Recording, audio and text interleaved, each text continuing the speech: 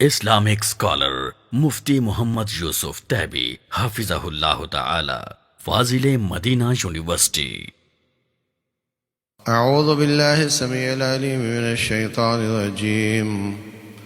النار يعرضون عليها غدوا وعشيا ويوم تقوم الساعة أدخلوا آل فرعون أشد العذاب. فرعون اور اس کی آل پر صبح و شام آگ پیش کی جاتی ہے.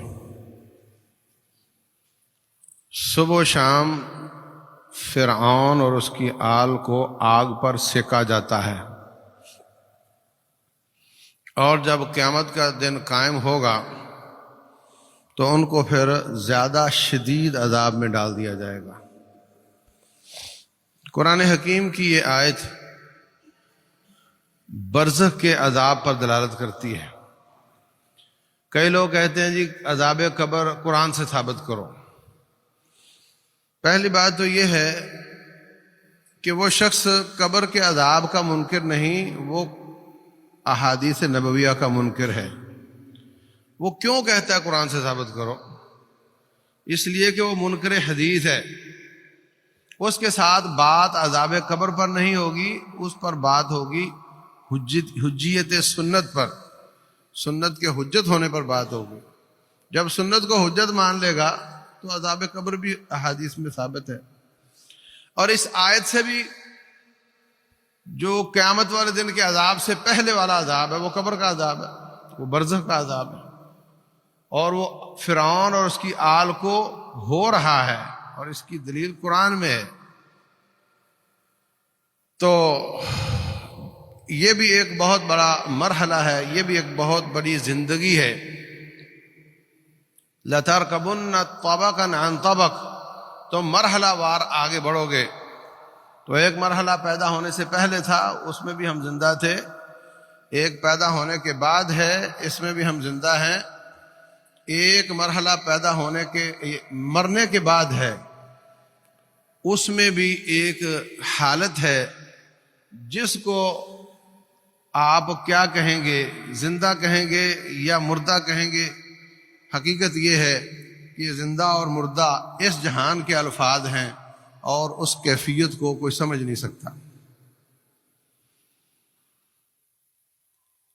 قبر والے پر عذاب ہوتا ہے اگر گناہ گار ہو، اور اس کی چیخیں ساری کائنات سنتی ہے سوائے جن اور انسان کے. تو یہ تو اس کی زندگی کی نشانی ہے.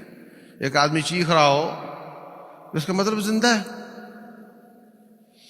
یہاں پر ایک بہت بڑا مسئلہ ہے، وہ یہ ہے کہ نبی صلی اللہ علیہ وسلم اس وقت زندہ ہیں یا نہیں.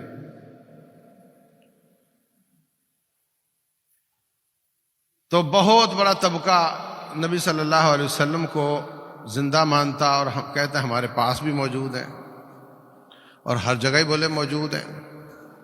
اگر ہر جگہ ہی موجود ہیں تو پھر آپ مکہ سے مدینہ کیوں گئے؟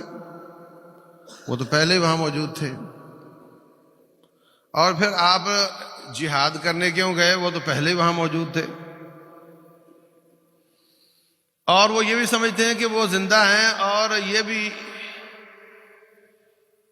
بہت بڑے فرقے کے سربراہ نے لکھا ہے ملفوظات میں کہ نبی صلی اللہ علیہ وسلم کی بیویاں بھی ان پر پیش کی جاتی ہیں.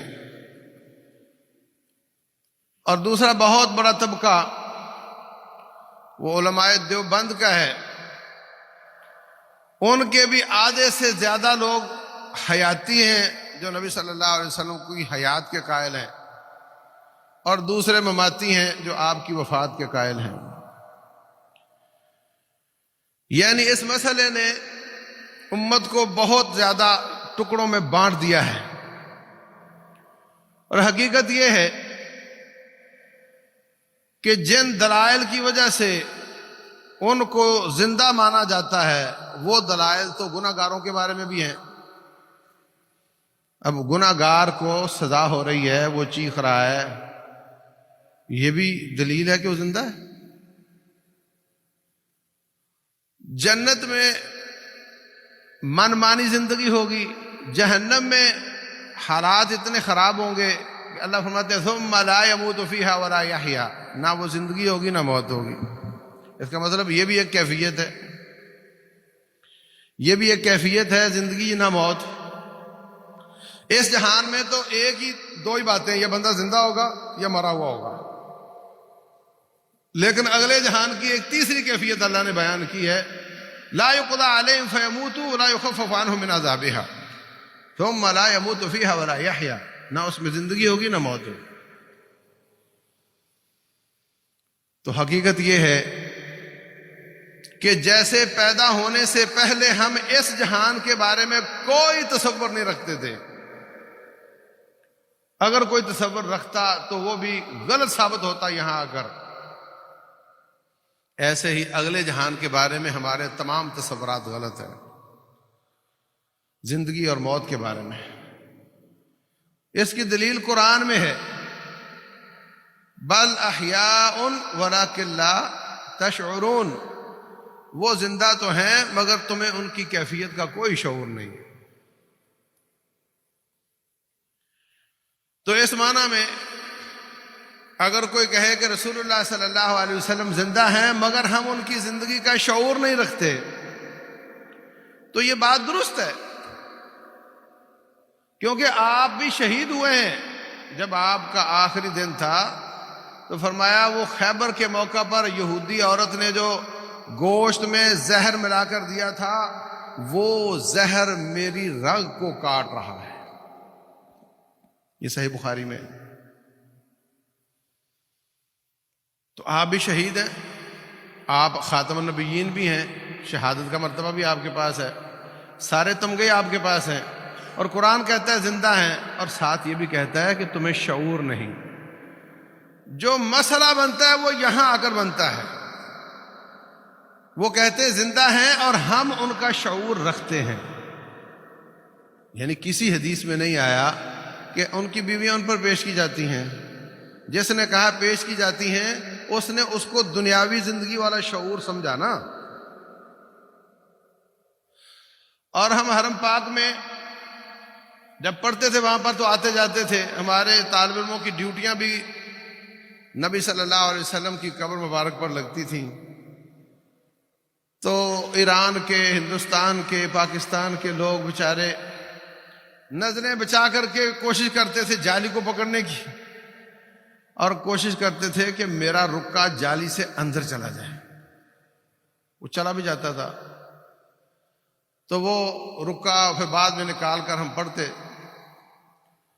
تو عجیب و غریب کہانیاں ہوتی تھی۔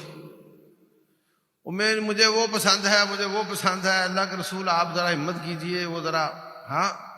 اور بعض لوگوں نے کچھ ساتھ کرنسی بھی نتھی کی ہوتی تھی کہ یہ بھی لے لیں اور آپ ہمارا کام کر دیں۔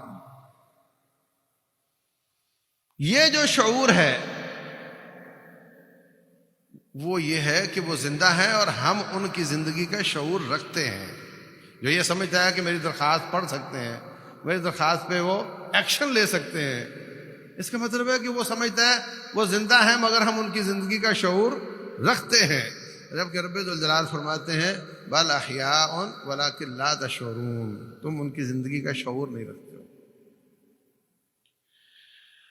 بنیادی طور پر اس بات کو سمجھو کہ مرنے کے بعد کے تمام احوال وہ ایمان سے تعلق رکھتے ہیں، قیاس سے تعلق نہیں رکھتے۔ دنیا میں یہ قیاس چلتا ہے کہ جو شخص، اللہ فرماتے ہیں بل احیاء عند ربہم یرزقون، ان کو رزق دیا جاتا ہے، تو دنیا کا قیاس یہ کہتا ہے کہ جو زندہ ہو وہ کھاتا بھی ہے، پیتا بھی ہے، جو کھائے پیے وہ پیشاب خانہ بھی کرتا ہے، جو کھائے پیے اور یہ سارا کچھ کرے اس کی شادی بھی ہوتی ہے، اس کی اولاد بھی ہوتی ہے۔ یہ دنیا میں قیاس ہے، بس اتنا کافی ہے کہ آپ سمجھیں بندہ زندہ ہے تو باقی ساری باتیں آپ خود ہی سمجھ جائیں گے کہ وہ بولتا بھی ہوگا، سنتا بھی ہوگا، کھاتا بھی ہوگا، رشتہ داریاں بھی ہوں گی، کیونکہ وہ زندہ ہے۔ اور اللہ فرماتے ہیں وہ رزق کھاتے ہیں مگر تم ان کا شعور نہیں رکھتے۔ دنیا کا قیاس یہ ہے کہ جو زندہ ہو اور کھاتا بھی ہو، باقی ساری باتیں اس کی ہوتی ہیں، اور قرآن کہتا ہے نہیں، جو میں نے بتا دیا مان لو، باقی تم شعور نہیں رکھتے۔ وَلَٰكِن لَا تَشْعُرُونَ میں غلطی ہے، اس کو سمجھنے میں غلطی ہے۔ جتنے لوگ اس طرح کی کہانیاں بناتے ہیں، کوئی ان سے مانگتا ہے، کچھ ان کو اپنا حاجت روا سمجھتا ہے، کوئی ان کو رب الجلال کے مقابلے میں اپنی بگڑی بنانے والا سمجھتا ہے، یہ سب پیچھے تصور یہ ہے کہ ہم ان کی زندگی کا شعور رکھتے ہیں۔ اگر یہ مانا جائے کہ وہ زندہ ہیں مگر ہم ان کا شعور نہیں رکھتے تو کوئی مسئلہ پیدا نہیں ہوتا۔ یہ قرآن کی نص ہے، زندہ ہے مگر تم شعور نہیں رکھتے۔ جب شعور نہیں رکھتے تو پھر نہ رکا بھیجا جائے گا، نہ سفارش طلب کی جائے گی دنیا میں، اور نہ ان سے حاجات مانگی جائیں گی، اور نہ ان کو اپنے پاس سمجھا جائے گا، کیونکہ ہم شعور نہیں رکھتے۔ تو جتنے لوگوں کو قبر کا عذاب ہوتا ہے، ان کی جو کیفیت ہے اس کو دنیاوی حساب سے کہا جا سکتا ہے کہ یہ بھی زندگی ہے، بری زندگی ہے، عذاب والی ہے، مگر اس میں زندگی ہے تو عذاب ہو رہا ہے، تو یہ تو کوئی نئی بات نہ ہوئی۔ بات صرف اتنی ہے کہ آخرت کا معاملہ ایمان کا معاملہ ہے، قیاس کا معاملہ نہیں ہے۔ دنیا میں الٹے ہاتھ میں کوئی چیز ہو تو آپ سیدھے ہاتھ میں پکڑ سکتے ہیں، آخرت میں الٹے ہاتھ میں اعمال نامہ ہوگا تو سیدھے میں نہیں پکڑ سکیں گے۔ دنیا میں آپ جو چاہیں بول سکتے ہیں، وہاں پر لا يتکلمون الا من اذن له الرحمن وقال صوابا، کوئی نہیں بات کر سکے۔ دنیا آپ چل سکتے ہیں، ٹانگیں درست ہیں، جہاں چاہیں جا سکتے ہیں، وہاں پر لن تزول قدم عبد، بندے کا قدم ہل نہیں سکے گا۔ تو اس لیے وہ جو کیفیت ہے اس پر دنیاوی قیاس نہ چڑھائے جائیں تو یہ کہا جا سکتا ہے کہ وہ زندہ ہے، مگر ہم شعور نہیں رکھتے۔ تو میرے عزیز بھائیوں،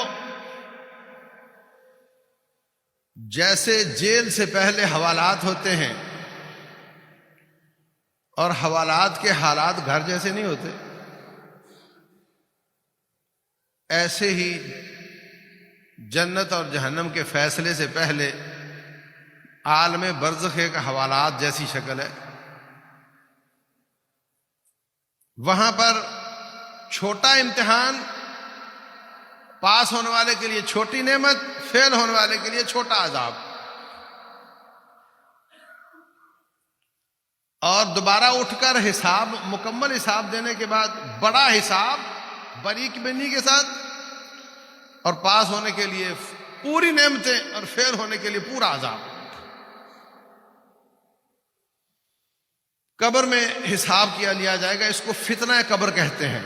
رسول اللہ صلی اللہ علیہ وسلم فرماتے ہیں انکم ستفتنون فی قبورکم قریبا من فتنۃ المسیح الدجال، قبر میں تمہاری اتنی بڑی آزمائش اور امتحان ہوگا تقریباً جتنا بڑا دجال کا فتنہ ہے۔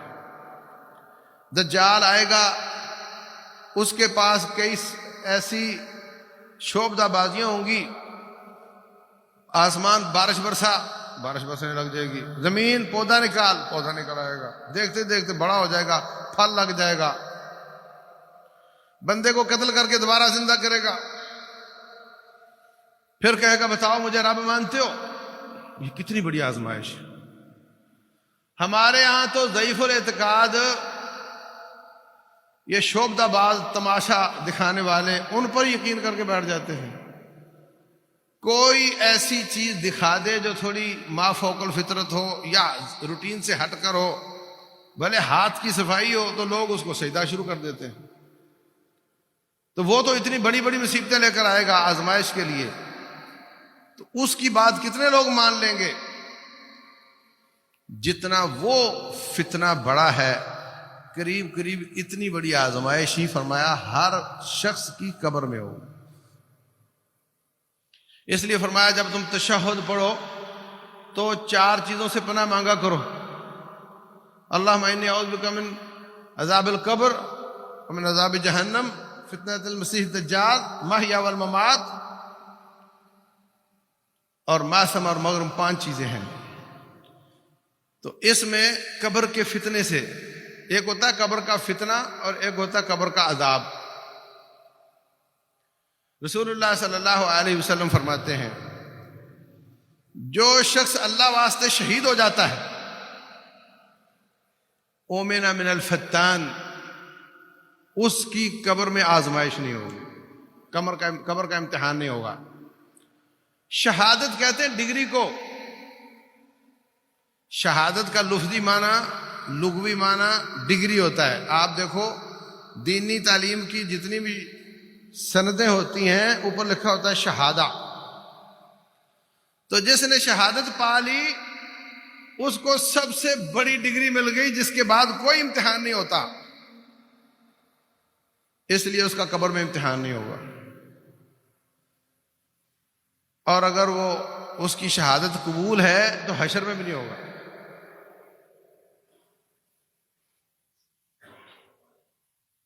پوچھا گیا کہ شہید کا قبر میں امتحان کیوں نہیں ہوتا؟ تو فرمایا کفا ببارکۃ السیوف علی رأسی فتنہ، اس کے سر پر تلواروں کی چمکار اور توپوں کی دھاڑ اور گولیوں کی بچھاڑ، جس کے نیچے وہ سینہ تان کر آگے بڑھتا جاتا تھا، وہ امتحان اس کا اتنا کڑا تھا کہ اللہ نے اس کے بدلے قبر کا امتحان معاف کر دیا۔ اللہ اکبر۔ رسول اللہ صلی اللہ علیہ وسلم فرماتے ہیں جب لوگ میت کو قبر میں رکھ دیتے ہیں، بلکہ جب لے جا رہے ہوتے ہیں تو ہمیں تو نہیں سنتا، وہ کہہ رہا ہوتا ہے وہ کہاں لے کر جا رہے ہو، کہاں لے کر جا رہے ہو، مت لے کر جاؤ مجھے۔ اور جو نیک آدمی ہوتا ہے وہ کہتا ہے قدمونی قدمونی، جلدی لے کر جاؤ، جلدی لے کر جاؤ۔ اور جب قبر میں اتار دیا جاتا ہے آنکھوں سے اوجھل ہو جاتا ہے، مٹی نہیں ڈالی ابھی، آنکھوں سے اوجھل ہو گیا ہے، ابھی سے اس کے امتحان اور اس کے لیے دعائیں شروع کر دینی چاہیے۔ یہ جو انتظار کیا جاتا ہے کہ پہلے مٹی آئے گی، پھر لیپا ہوگا، پھر اوپر پھول آئیں گے، اس کے بعد پھر مولوی صاحب دعا کریں گے، اتنا انتظار نہیں کرنا چاہیے۔ جیسے وہ نظروں سے اوجھل ہوا اپنی اپنی دعا کرنی چاہیے۔ دعا کا یہاں پر کوئی دعا کی جماعت کروانے کا تصور نہیں ہونا چاہیے۔ اسی وقت سب کھڑے ہیں، فارغ کیوں کھڑے ہیں؟ اس کے لیے دعا کریں اللہم ثبتہ بالقول الثابت، یا اللہ اس کو ثابت قدمی عطا فرما۔ حضرت عمرو بن عاص رضی اللہ تعالیٰ عنہ،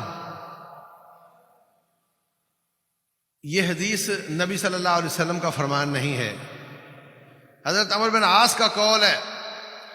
فرماتے ہیں میرے بیٹو جب مجھے دفن کرو تو میری قبر پر اتنی دیر تک رہنا، دعائیں کرتے رہنا جتنی دیر میں اونٹ نہر کر کے اس کا گوشت بڑھ جاتا ہے، تاکہ میں نفسیاتی طور پہ اپنے آپ کو یہ سمجھوں کہ میں گھر والوں میں بیٹھا ہوں اور مجھے حوصلہ رہے، اور تاکہ میں اللہ کے بھیجے ہوئے کے سوالوں کے جواب دے سکوں۔ تو جو اس کے زیادہ حمایتی ہوتے ہیں، زیادہ دوست ہیں، زیادہ قریبی ہیں، ان کو چاہیے وہاں پہ دیر تک کھڑے رہیں، دعائیں کرتے رہیں۔ جو مصروف ہیں اور جانا چاہ رہے ہیں ان کو چاہیے وہ چلے جائیں۔ جب دعا کی جماعت کروائی جاتی ہے تو پھر سب کو کھڑے ہونا پڑتا ہے، اور سب بیچارے اگر دعا لمبی ہو جائے تو سب پریشان ہو رہے ہوتے ہیں۔ تو تصور یہ ہے کہ ہر شخص وہاں میت کے لیے دعا کرے، اور جو جتنی جلدی جانا چاہتا ہے جلدی چلا جائے، جو لیٹ ہونا چاہتا ہے وہ لیٹ ہو جائے، اور اس کو یہ حوصلہ ملے کہ کچھ لوگ میرے گھر والے میرے پاس ہیں۔ صحابین کا یہ کہنا ظاہر ہے اس کو یہ تصور نبی صلی اللہ علیہ وسلم سے ملا ہوگا نا۔ اللہ اکبر۔ فرمایا جب وہ لوگ جاتے ہیں تو ان کے یسمع قرع نعالہم، ان کی جوتیوں کی چاپ اس کو سنائی دیتی ہے۔ اللہ اکبر۔ روٹین میں منو مٹی کے بعد تو شاید نہ سنائی دیتی ہو، وہ جب آنکھوں سے اوجھل ہو جاتا ہے، یا ہو سکتا ہے جب آخرت ہے یہاں قیاس تو نہیں چلتا، اللہ پھر بھی سنا دیتا ان کو۔ जूतियों की चाप सुनाई देती है। फयातीह मलकान युआदु इलैहि रूहुहु, उसकी रूह लुटा दी जाती है। सुनन नबी दाऊद में फयातीह मलकान, दो फरिश्ते आते हैं, फयुक़इदान ही, उसको बैठा लेते हैं। रूटीन में अरबों का जो तरीक़ेकार है वो लहद निकालते हैं, उसमें बैठने की गुंजाइश नहीं होती। कब्र में बैठने की गुंजाइश नहीं होती। हदीस कहती है उसको बैठा लेते हैं। नबी सल्लल्लाहु अलैहि वसल्लम के लिए भी लहद बनाई गई थी, वहां बैठने की गुंजाइश नहीं है, मगर वो बैठा लेते हैं। तुम्हारा क्यास गलत है, दुनिया के पैमाने गलत हैं, वहां पर दुनिया के पैमाने नहीं चलते, वहां पर ईमान चलता है, नबी सल्लल्लाहु अलैहि वसल्लम का फरमान चलता है। उन्होंने फरमाया बैठा लेते हैं तो बैठा लेते हैं। कई बार तख्ता टूट जाता है, फौरी तौर पे कब्र दोबारा खोलनी पड़ती है। दोबारा देखो फिर वो बिल्कुल उसी तरह मैयत ही होता है। वो हदीस कहती है इसमें रूह डाल दी जाती है, दोबारा देखो तो वैसे का वैसा ही होता है। इसका मतलब हमारी नजरें, हमारे क्यास, हमारी सोच वहां नहीं चलती, वहां पर ईमान चलता है। रसूलुल्लाह सल्लल्लाहु अलैहि वसल्लम ने फरमा दिया, बस हमने मान लिया। पूछते हैं मर रब्बुक, तेरा रब कौन है? अच्छा, इससे पहले एक और हदीस है, रसूलुल्लाह सल्लल्लाहु अलैहि वसल्लम फरमाते हैं उसके सर की तरफ नमाज, सीधे हाथ पे रोजा, उल्टे हाथ पे ज़कात, और बाकी नेकियां पांव की तरफ होती हैं। सवाल करने वाला इधर से आता है तो हर नेकी कहती है इधर से इजाजत नहीं है। मा हा होना मदखल, इधर से जाने की इजाजत नहीं। जिधर से भी वो आते हैं नेकियां कहती हैं इधर से जाने की इजाजत नहीं। तो ये भी वो शख्स है जिसको अल्लाह ताला आजमाइश से महफूज कर लेता है। अल्लाह अकबर। और अगर ये भी हदीस आती है कि जो शख्स सूरह मुल्क पढ़ता है, कब पढ़नी है? हाँ, बोले सोने से पहले। सोने से पहले को भी समझ लो। सोने से पहले का माना यह कि वो सोए ना पड़े बगैर, ये मतलब नहीं कि वो रात के वक्त पढ़ना जरूरी है, बात समझे। यानी दिन के किसी हिस्से में भी आपने सूरत मुल्क पढ़ी है तो आप कह सकते हैं मैंने सोने से पहले पढ़ ली है,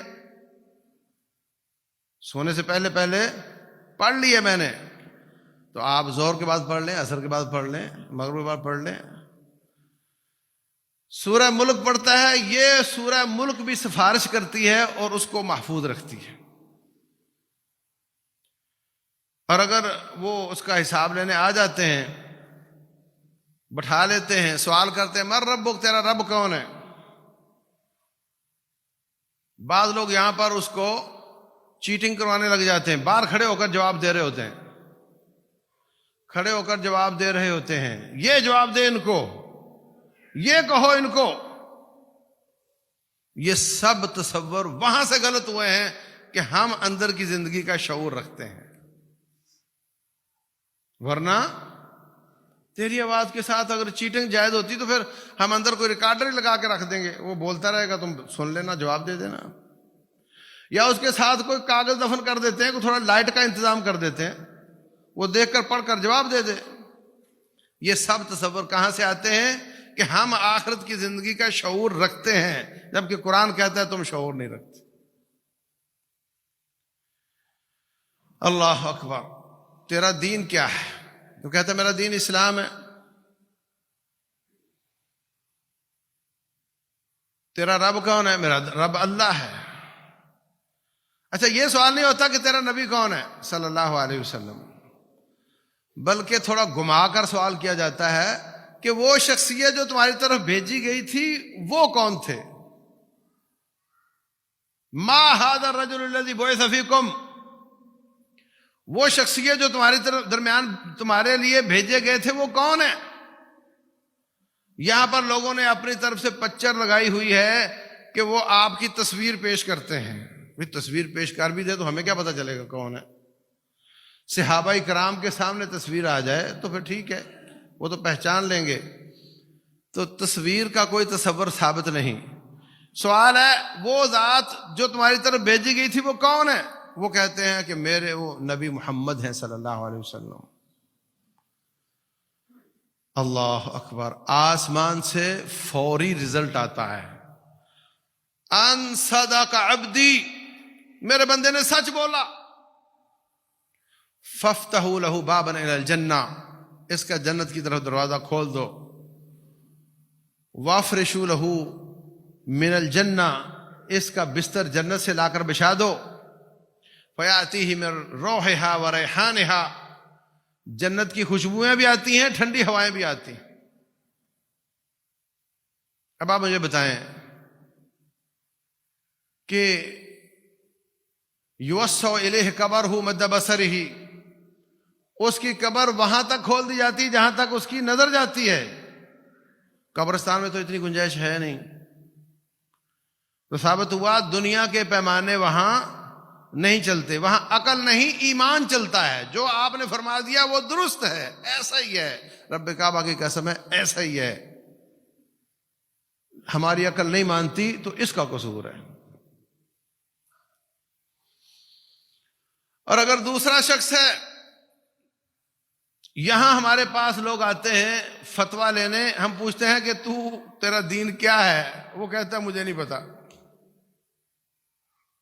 وہ کہتا ہے میں تو سادہ مسلمان ہوں، مجھے نہیں پتا. طلاقیں میں نے دے دی ہیں، ایک دم برسٹ مارا ہے، مگر مجھے نہیں پتا میرا دین کیا ہے. یہ اس جہان میں یہ صورتحال ہے. وہاں کیا بنے گا؟ وہ کہتا ہے مجھے پتہ نہیں میرا دین کیا ہے.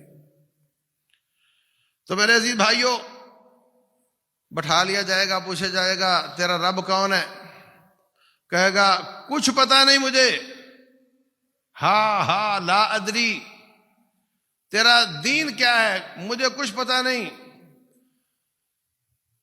کوئی جملہ تھا، کوئی کلمہ تھا، لوگ کہا کرتے تھے، ان کے دیکھا دیکھی میں بھی کہہ دیا کرتا تھا، اب مجھے یاد نہیں ہے وہ.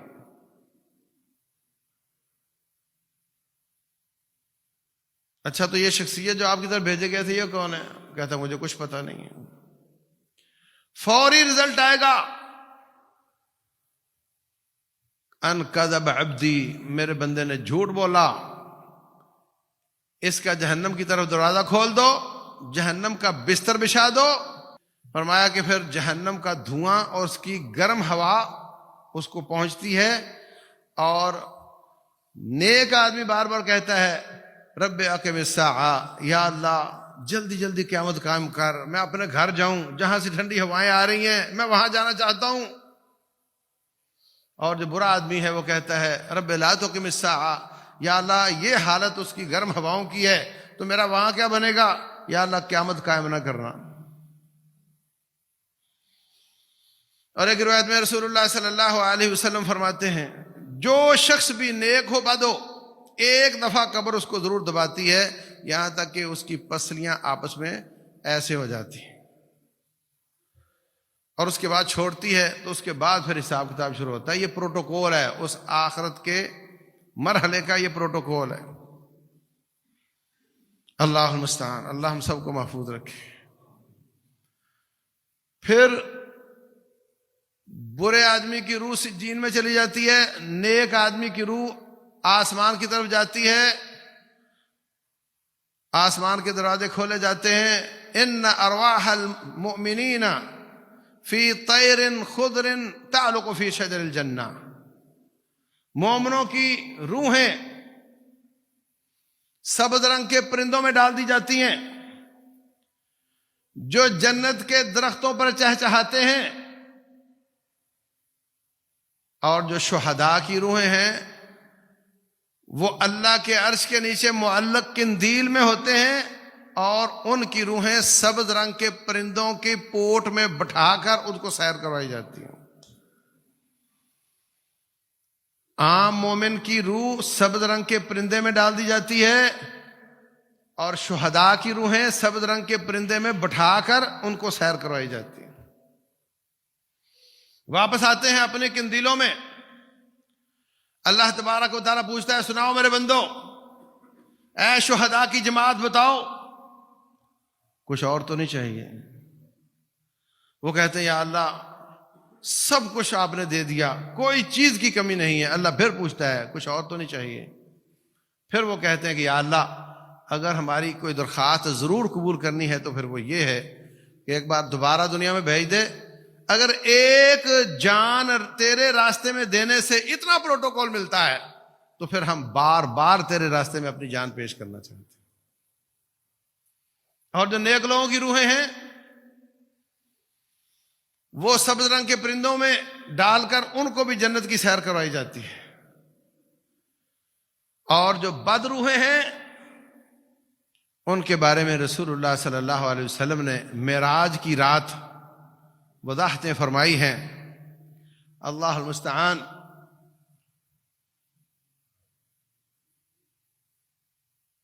لمبی حدیث ہے، اس سے پہلے ایک حدیث اور سن لو. بخاری شریف کی حدیث ہے، آپ کہیں جا رہے تھے، آپ کی سواری ایک دم ڈر گئی، آپ سواری سے نیچے اترے، فرمایا یہ دو قبریں کس کی ہیں؟ کہا فلاں فلاں کی ہیں. فرمایا انہما لیعذبان، ان کو اس وقت عذاب دیا جا رہا ہے. اس سے بڑی دلیل کیا چاہیے آپ کو؟ ان کو اس وقت عذاب دیا جا رہا ہے. اور کوئی بہت بڑا مسئلہ نہیں تھا، بہت بڑا بلنڈر کفر شرک نہیں تھا، اس چھوٹے گناہ تھے مگر انجام کے لحاظ سے بہت بڑے ہو گئے. نمبر ایک، یہ لگائی بجھائی کرتا تھا، ادھر کی بات ادھر، تھوڑے مسالہ لگا کر ادھر، پھر اس کا مسالہ لگا کر ادھر. لوگ آپس میں لڑتے رہتے تھے اس کی باتوں کی وجہ سے. مسلمانوں میں انتشار آتا تھا، ان کا شرادہ بکھرتا تھا، ان کی محبتیں ختم ہوتی تھیں اس کی وجہ سے. اس وجہ سے اس کو عذاب ہو رہا ہے. رسول اللہ صلی اللہ علیہ وسلم نے فرمایا من کان یؤمن باللہ والیوم الآخر فلیقل خیرا او لیصمت. جو شخص اللہ اور آخرت پر ایمان لاتا ہے اس کے ایمان کا تقاضا یہ ہے کہ بولے تو اچھا بولے ورنہ خاموش رہے. ادھر کی ادھر اس نے مجھے کہا تھا کسی کو بتانا نہیں. اچھا آپ کسی کو مت بتانا، میں تمہیں بتا دیتا ہوں. ادھر کی ادھر، ادھر کی ادھر، اور تھوڑا اپنی طرف سے اضافہ کر کے نفرتیں پھیلانا، یہ تنگ قبر میں، اندھیری قبر میں عذاب کا سبب ہے نعوذ باللہ. دوسرا فرمایا، یہ دو لفظ ہیں حدیث کے. ایک یہ کہ یہ پیشاب خانہ کرتے وقت اپنے کپڑوں کو بچاتا نہیں تھا، اپنے جسم کو نہیں بچاتا تھا. اللہ مستعان. جتنے پتلونوں والے ہیں ان میں یہ بیماری زیادہ ہے، اور دوسروں میں بھی بہت ہے. گاڑی کھڑی کر کے سائڈ پہ کھڑے ہو کر پیشاب کر رہے ہوتے ہیں اور کوئی استنجا نہیں. اور آپ 100 آدمی سے پوچھ لو نماز پڑھو، کہے گا میرے کپڑے پلید ہیں. بڑا فخر سے کہتا ہے میرے کپڑے پلید ہیں. بند کمر میں منو مٹی کے نیچے عذاب ہوگا. کتنے لوگ ٹائروں کے پیچھے بیٹھ کے پیشاب کر رہے ہوتے ہیں اور وہ پیشاب ان کے قدموں پہ پڑ رہا ہوتا ہے. رسول اللہ صلی اللہ علیہ وسلم جنگل میں پیشاب کرنے جاتے تو ساتھ نیزہ لے جاتے اور مٹی کو نرم کر کے تاکہ اس میں پیشاب گرے اور چھینٹے واپس نہ آئیں. جتنے گھروں میں واش روم بنے ہوئے ہیں ان میں یہ بہت بڑی کامن غلطی ہے کہ نل کھولو تو پانی اس کا ڈرین کی طرف جا رہا ہوتا ہے. اس کی سیٹنگ ایسی کرو، نل کھولو تو پانی سیدھا اگلی طرف سے پاٹ میں آ کر گرے اور پیشاب کرنے والے کا پیشاب اس پانی میں گرے. یہ واحد شکل ہے آپ کی چھینٹوں سے بچنے کی، ورنہ کوئی شکل نہیں. یا لوٹا پکڑ کے پانی گراؤ اور گرنے والے پانی، بہنے والے پانی میں پیشاب گرے گا تو چھینٹے نہیں آئیں گے، ورنہ چھینٹے آئیں گے. کپڑے برباد ہوں گے، نمازیں برباد ہوں گی، قبر کا عذاب ہوگا۔ یہ مستریوں کی چھوٹی سی غلطی ہے کہ وہ پانی جب کھلتا ہے اس کو یا ادھر سے گزار رہے ہوتے ہیں، کبھی ادھر سے، کبھی کسی سوراخ میں ڈال رہے ہوتے ہیں، جبکہ اس کو پاٹ کے اگلے حصے سے اندر گرنا چاہیے۔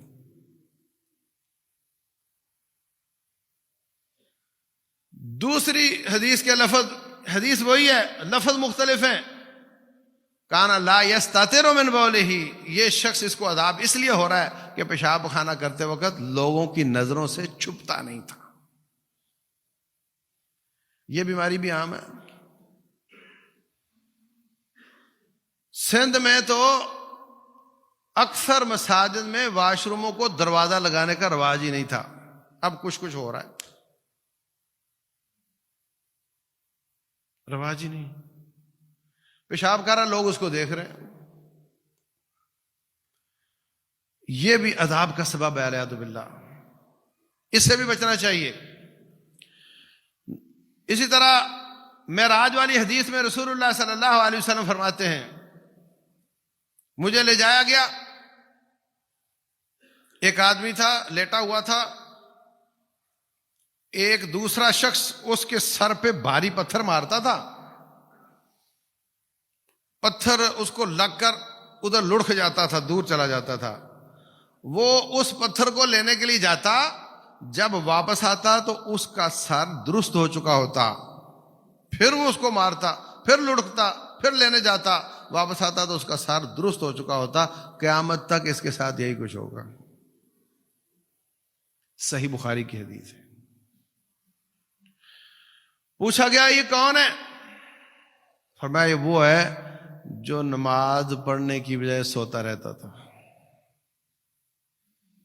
یاد رکھو، کبھی کبھی کوئی سفر، کوئی مہمان آ گئے، لیٹ سویا، سوتا رہ گیا، یہ اور چیز ہے۔ لیس فی النوم تفریط، لیکن جس کی عادت ہے، اس نے اپنی نیند خراب کی ہوئی ہے، گپے لگاتا ہے، ادھر ادھر کے کام، ہمیشہ لیٹ سوتا، ہمیشہ لیٹ اٹھتا اور نماز نہیں پڑھتا، فرمایا اس کو قیامت تک اس کے سر کو کچلا جائے گا، پھر ٹھیک ہوگا، پھر کچلا جائے گا۔ دوسرا جرم اس کا بیان کیا رسول اللہ صلی اللہ علیہ وسلم نے کہ قرآن پڑھنے کے بعد اس نے قرآن کو پڑھنا چھوڑ دیا تھا۔ اپنے آپ سے پوچھو، شعبان آ گیا، 11 مہینے پہلے رمضان گزرا ہے، ان 11 مہینوں میں آپ نے کتنی بار قرآن ختم کیا ہے؟ اور اگر جواب نہیں میں آئے تو پھر 11 مہینوں میں جتنے لوگ مرے ہیں، شدید خطرہ ہے کہ ان کے ساتھ یہی کچھ ہو رہا ہوگا، اور اگر ہم قرآن کو چھوڑ کر مریں گے تو ہمارے ساتھ بھی یہی کچھ ہوگا، والعیاذ باللہ۔ نمبر 2، ایک اور شخص دیکھا، چت لیٹا ہوا تھا، فرشتے کے پاس بڑی کینچی تھی،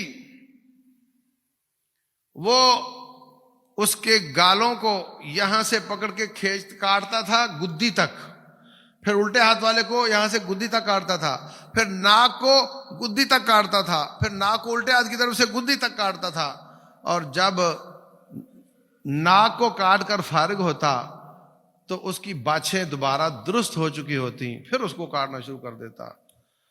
فرمایا یہی حال اس کے ساتھ قیامت تک ہوتا رہے گا۔ یہ کون ہے؟ فرمایا وہ شخص ہے جو صبح اٹھتا اور ایسی چھوڑتا تھا کہ اس کا جھوٹ زمین کے آخری کنارے تک پہنچ جاتا تھا۔ ٹویٹر استعمال کرتا ہوگا، فیس بک استعمال کرتا ہوگا، ہے نا؟ رب پر جھوٹ باندھا ہے، اس کو فارورڈ کر دیا گیا۔ نبی پر جھوٹ باندھا گیا ہے بغیر تحقیق کے، اس کو آگے فارورڈ کر دیا۔ حضرت علی پر جھوٹ باندھا گیا ہے رضی اللہ عنہ، اس کو آگے فارورڈ کر دیا۔ ایک سیاسی نے دوسرے سیاسی کے خلاف، ایک سیاسی پارٹی نے دوسری سیاسی پارٹی کے خلاف کوئی نہ کوئی بات کی، اور تمہاری جو بیٹی ہے اس کا تو یہ کیس ہے، اور تمہارا جو سربراہ ہے اس کا تو یہ کیس ہے۔ اس کی کوئی تحقیق نہیں ہے، اس کو کچھ پتہ نہیں ہے، اس نے پکڑا اور آگے فارورڈ کر دیا۔